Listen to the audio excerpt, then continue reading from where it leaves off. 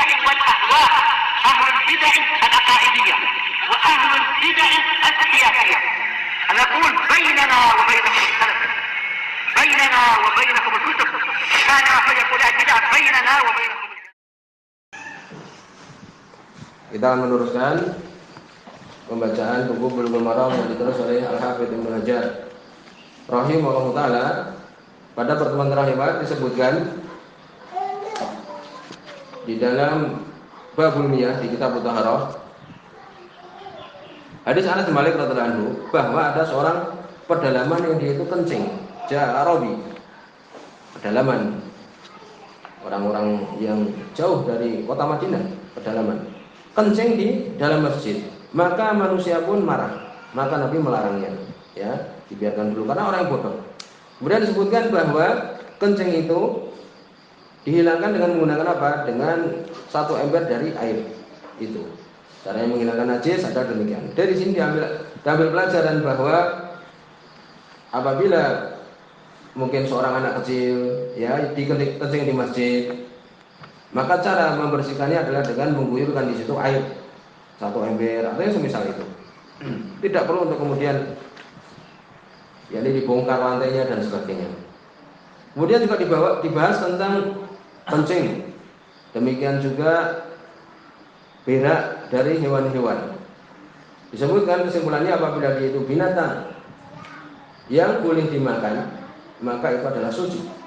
Dalilnya kita sebutkan diantaranya bahwa Nabi waktu itu memerintahkan untuk diberikan minum menggunakan kencing, ya, dan susu dari onta untuk orang yang sakit.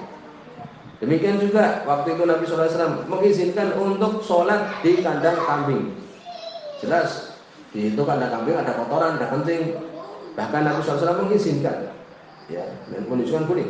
Dan Nabi juga SAW beliau waktu itu, ya, ketika haji tawaf menaiki bair, menaiki onta, melakukan tawaf mengelilingi Ka'bah.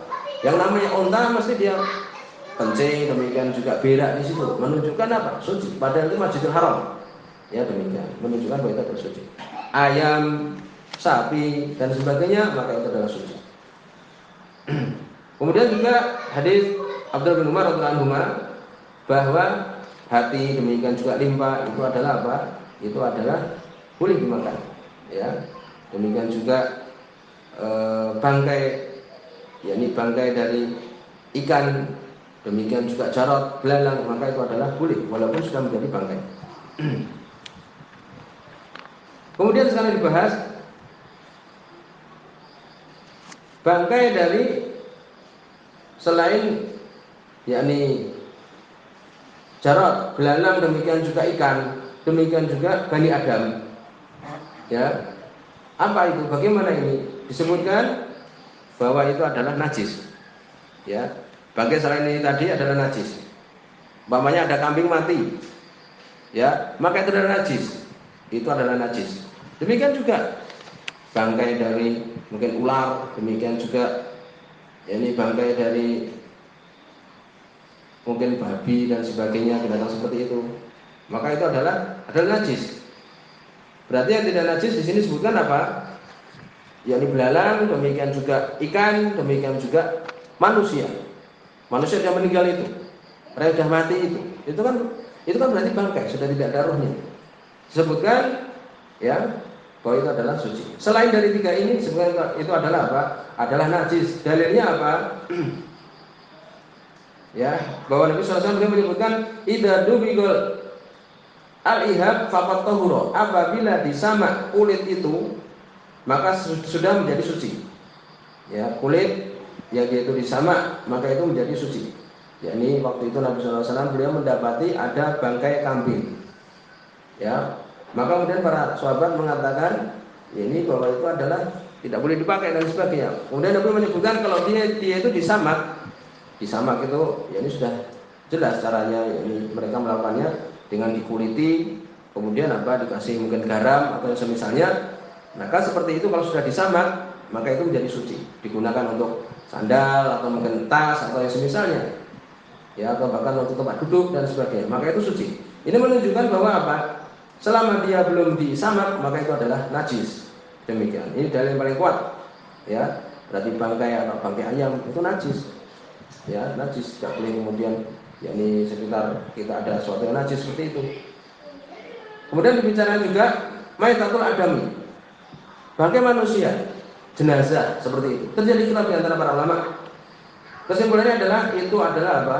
Bukan najis. Secara mutlak itu bukan najis. Ya. Imam Nawawi menyebutkan fa'amal hayy fatahirun bi ijma' muslimin. Kalau hidup maka itu adalah suci. Oleh karena itu boleh seseorang bersalaman dengan orang kafir. Boleh. Ya, boleh bersalaman. Walaupun hal seperti ini yakni kalau tidak ada perlu ya ini alam lebih ditinggalkan, lebih bagus tinggalkan salaman ya dengan orang kafir atau bersentuhan ya, istilahnya ini bersentuhan, karena mereka bukan najis di situ, najis badannya bukan, tapi apa ya, ini keyakinannya demikian, tapi badannya maka dia itu adalah suci.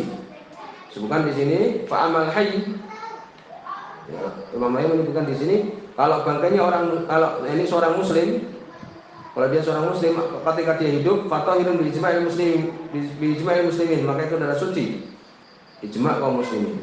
Adapun kalau dia itu sudah menjadi mayit, ya terjadi khilaf di antara para ulama.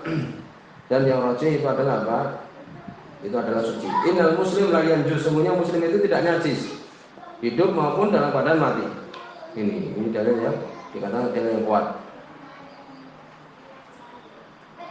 Demikian juga di situ ada ucapan dari Abdullah bin Abbas radhiyallahu anhu. Beliau mengatakan, "Ana qala al-muslim la yanjus hayyan wala mayitan."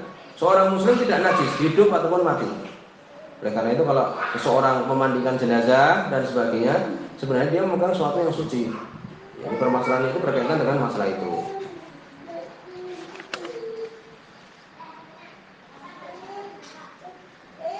Kemudian berikutnya hadis nomor 12. Wa Nabi Hurairah radhiyallahu anhu, dari sahabat Abu Hurairah radhiyallahu anhu, qala, beliau mengatakan qala Rasulullah sallallahu alaihi wasallam. Hadis ini dibicarakan ya. Tetapi di situ ada penguat dari hadis Abu Sa'id Al-Khudri radhiyallahu anhu.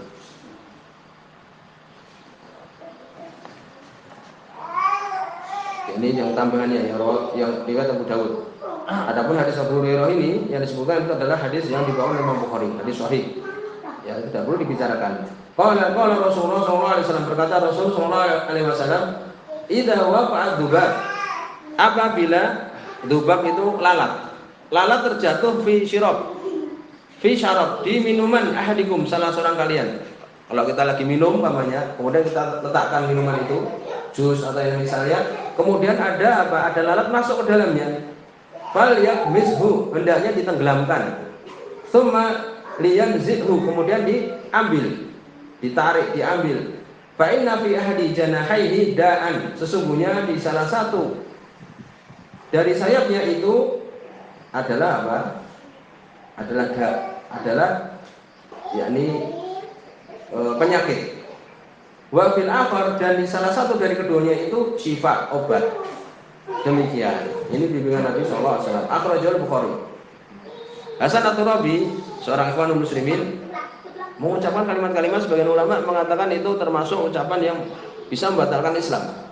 Dia mengatakan aku lebih percaya dari ucapan tabib, dokter, orang-orang kafir daripada hadis ini. Bahaya ucapan seperti itu. Ya, kita harus beriman dengan hadis ini, hadis riwayat Bukhari ini, hadis sahih. Tapi mengatakan kalau kemudian ada lalat masuk ke dalam minuman untuk ditenggelamkan, kemudian diambil, dibuang, ya. Salah satunya itu racun, salah satunya itu adalah obat, ya. Demikian. Kalau mau ya diminum, tidak membahayakan. Demikian hadisnya. Hadis ini dibawa oleh Ibnu Hajar untuk membicarakan tentang apa? Tentang masalah bangkai dari binatang yang tidak ada darahnya. Nah, itu. Ya, seperti apa? Seperti sor-soroh, yakni coro itu, demikian juga kelabang, ya, demikian juga nyamuk juga. Ya, kita lagi sholat, ya, lagi sholat kadang-kadang ada nyamuk, kita pukul kena badan kita. Kalau itu najis ya najis, tidak boleh, kan? Tapi bukan najis. Dalilnya ini. Hadis seperti ini manfaatnya banyak, ya, manfaatnya banyak. Jadi di sini menunjukkan bahwa apa? Bahwa itu adalah bukan najis. Kalau najisnya tidak mungkin dimasukkan dalam minuman. Demikian. Kemudian disebutkan oleh Ibnu Hajar wa Abu Dawud wa zada, disebutkan juga oleh Imam Abu Dawud, ditambahkan di situ wa innahu yattaqi bi janahihi alladhi fihi da, sungguhnya lalat itu yattaqi, berlindung dengan janah, yaitu sayap yang di dalamnya itu ada penyakit itu. Demikian disebutkan. Dan di sini adalah ada penguatnya, dikatakan di sini adalah sahih. Nah, karena itu dibahas di sini maytah ma laisa lahu nafs sa'ilah, ya. Bisa ditulis permasalahan yaitu apa? Bangkai binatang yang tidak ada nafs sa'ilah, tidak ada darah yang mengalir. Tidak ada jiwanya, maksudnya di sini adalah darah yang mengalir. Bagaimana? Sebutkan di sini bisa diambil studila bi hadisil bab ala anna ma laisa lahu nafs sa'ilah fa maytatuhu tahirah. Bangkainya suci. Penting ini. Ya, bangkainya suci. Kalau kita kemudian beranggapan bahwa itu adalah najis, ya ini bagaimana tadi lalat kita sebelum tadi, wah berarti najis semua itu. Tidak, karena dia darahnya apa itu? Ya itu darah karena diambil dari manusia atau semisal ya. Demikian disebutkan. Demikian juga lalat, ya. Sekarang bagaimana kalau cicak? Ya, ini permasalahannya. Lalat. Cicak itu ada darahnya enggak? Karena nanti berkaitan dia punya berak, ya enggak? Berak. Cicak itu kadang nelek dan sebagainya itu kan. Alam butuh diteliti, setahu kita darah itu tidak ada darahnya. Perlu diperhatikan di sini. Karena kalau kemudian, karena sebagian memang berhati-hati, kita perhatikan di masjid-masjid kaum muslimin, kadang ngambilnya itu dengan apa? Dengan kertas, hati-hati sekali, ditunggu kering dan sebagainya. Ya, karena kalau dia itu ada darahnya berarti bangkai, sudah kita bahas kan. Nah, berarti itu adalah najis, kan tidak dimakan itu. Tapi permasalahannya kalau dia tidak ada darahnya, masuk dalam permasalahan ini berarti apa? Suci. Mungkin bekasnya itu adalah suci. Ya, bekasnya suci kan kadang dia itu berak di tempat kita sujud atau dan sebagainya. Alam sebatas kita ketahui butuh di situ yakni gambaran yang lain bahwa itu tidak ada darahnya sehingga masuk dalam permasalahan ini. Alam, tapi tidak disebutkan oleh Ibnu Abdul Bar. Allahu musta'an. Ya, ini demikian. Jadi dari sini diambil bahwa ya tidak ada darahnya maka bangkainya itu adalah suci. Bangkainya itu adalah suci. Kotorannya juga tentu saja. Di anha laukanat najasah, kalau dia itu najis ini saya akan dilakukan demikian. Kemudian disebutkan oleh Ibnu Abdul Bar di dalam Istizkar, qad yakunu fil maitah ma laysa binajas wa huwa kullu shay'in laysa lahu dam sa'il. Kadang-kadang bangkai ada yang tidak najis, yaitu apa? Yang tidak ada darahnya, dam sa'il, tidak ada darah yang mengalir. Mislu az-zambur. Zambur itu yang memakan pohon korma, itu loh, wangwung dan semisalnya itu. Wangwung. Tahu kan apa itu bahasa Indonesianya? Ada enggak tahu? Tahu kita ya wangwung. Wal akrab, apa akrab? Kalajengking. Kalajengking itu. Ibnu Abdul Bar mengatakan itu termasuk binatang tidak ada darahnya. Ya wal ju'lan. Ya. Binatang-binatang kecil-kecil itu. Wasoror, ini sorosir itu, coro. Wal khunfasa, binatang-binatang yang di tanah-tanah kecil-kecil itu. Wa ma asbadalik dan yang semisalnya. Ya, demikian. Itu. Tapi beliau tidak menyebutkan di sini apa? Yaitu apa? Yaitu cicak tadi atau tokai. Ya, cicak. Oleh karena itu ya hati-hati. Ya alam. Ya ini kotorannya dia itu, kotoran dari cicak itu ya lebih bagus kita berhati-hati alam. Atau mungkin itu tidak ada darahnya alam. Kemudian berikutnya hadis nomor 13. Jadi masalah tadi wazah yaitu cicak lebih bagus berhati-hati. Ya, kalau ada kotorannya ya diambil dengan hati-hati. Wa Nabi Waqid alaihi radhiyallahu anhu qala, beliau mengatakan hadis ini lemah. Ya, di sini lemah. Tetapi disebutkan di situ beramal padanya para ulama. Qala, beliau mengatakan Abu Waqid alaihi qala Nabi sallallahu alaihi wasallam, berkata Nabi sallallahu alaihi wasallam, ma quti'a minal bahimah, apa yang dipotong dari binatang. Bahimah itu binatang. Wa hiya hayyah, dan dia dalam keadaan hidup. Seperti apa? Mungkin sapi dipotong ekornya masih bisa hidup dia. Dibuat sop buntut umpamanya. Ya, seperti itu. Dia kan masih hidup, dipotong itunya saja. Kalau kita perhatikan kadang apa? Dulu pernah di Marina ya. Waktu itu dengan anak-anak itu di laut itu, di situ ada rusa. Yakni dia punya tanduk dipotong. Ternyata ada bekas tumbuhnya lagi. Dia tumbuh lagi nanti dari tanduknya itu. Berdasarkan di sini hadis Nabi SAW di sini, apa yang dipotong dari binatang dia dalam keadaan hidup, bahwa mayit, maka itu mayit itu bangkai, itu adalah bangkai, itu adalah najis. Akhrajahu Abu Dawud wa Tirmidzi wa hasanahu wa lafdhu lahu. Ya, sebutkan di sini hadisnya dhaif. Ya. Tetapi kalau kuku demikian juga tadi yakni tanduk seperti itu, maka ini ada hukum yang lain. Ya, kuku dan sebagainya. Di sini dibahas al-adhu munfasil min hayawan hayy, yakni bagian yang terputus dari binatang yang hidup. Selain dari ikan, demikian juga belalang, demikian juga adami, manusia. Kesimpulan adalah najis. Itu adalah najis. Ya, disebutkan oleh Imam Nawawi di Syarah Muhadzab, al-adhu munfasil, bagian yang terputus ini tadi, kalau dikatakan wasanamul ba'ir, yakni punuknya dari onta. Demikian juga buntut atau ekor dari bakarah, sapi, najisun bil ijma'. Najis secara sepakat kaum muslimin. Hadisnya memang dhaif di sini. Ya, hadisnya dhaif. Jalannya Abdurrahman bin Abdullah bin Dinar. Ya, demikian disebutkan. Karena Abdurrahman bin Abdullah bin Dinar itu adalah lemah. Itu, lemahnya seperti itu. Hadis ini lemah karena ada Abdurrahman bin Abdullah bin Dinar. Tapi ijma' sepakat kaum muslimin bahwa ini tadi, yakni ekor dari sapi yang hidup yang dipotong itu adalah najis. Kalau sekarang sebutkan apa? Plasenta. Ya, plasenta itu sebutkan sebagai obat-obatan itu. Obat-obatan dan sebagainya itu najis. Itu bangkai. Plasenta dari binatang dan sebagainya. Ini demikian.